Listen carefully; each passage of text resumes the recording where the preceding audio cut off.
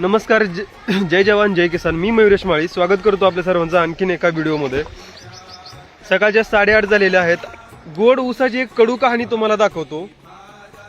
हा शेतामध्ये जो ऊस आहे ना, शेतकरी हा पूर्णपणे घाम गाळून कष्ट करून पिकांची देखभाल करतो आणि निसर्ग कोपतो, सरकार कोपतं, वेळेवर हमी भाव नसतो. जरी अशी नैसर्गिक आपत्ती आली तर वेळेवर पंचनामे होत नाहीत. ओला दुष्काळ आला, सुका दुष्काळ झाला किंवा एखाद्या ठिकाणी महापूर आला, सरकार कधी वेळेवर मदत सुद्धा देत नाही. शेतकरी पूर्णपणे हवालदिल आणि हताश झालेला आहे. शेतकऱ्याचे हे हाल माझ्या मते जो शेतकरी आहे फक्त तोच समजू शकतो. मंत्री, आमदार, खासदार हे सगळे गाडीमध्ये येतात, खुर्च्या सीटवर बसतात, फोन करतात, आम्ही म्हणतो पाण्याची सोय करू, हे करू, ते करू. ह्या सगळ्या झूट बात आहेत काय. आणि आपले मंत्री महोदय तर हेलिकॉप्टरने येतात, नागरिकांशी संवाद करतात, तुम्हाला हे करू, ते करू, देऊ, 5,000 रुपये देऊ, पाहिजे असा अन्नसाठा देऊ, पुरवठा देऊ. काय नाही, या सगळ्या झूट बात आहेत.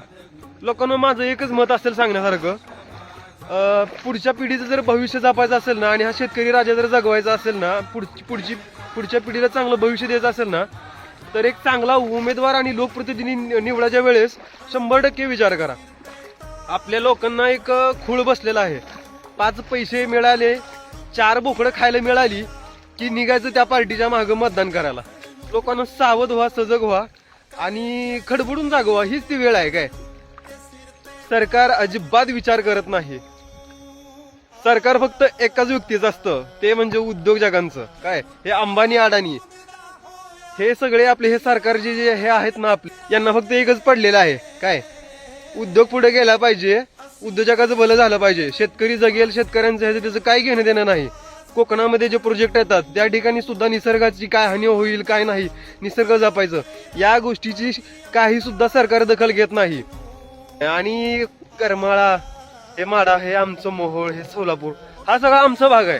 तुम्ही शेतकऱ्यांपर्यंत येऊन गेलात, आतमध्ये पाण्यामध्ये उतरणार फक्त एकमेव खासदार, ते म्हणजे ओमराजे निंबाळकर. सल्यूट आहे साहेब तुम्हाला. तुम्ही जे शेतकऱ्याच्या बाजूने उभं राहिला, तुमची जी मदत करण्याची धडपड होती ना, ती पाहून अक्षरशः तुम्हाला सलाम करू वाटतो मनापासून.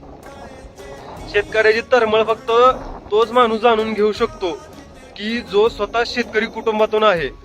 जे शेवटचा मोलाचा संदेश असेल, खडबडून जागेवा. पुढच्या पिढीचं जर भविष्य जपायचं असेल ना, तर शासनातला लोकप्रतिनिधी निवडून देताना विचार करायचा.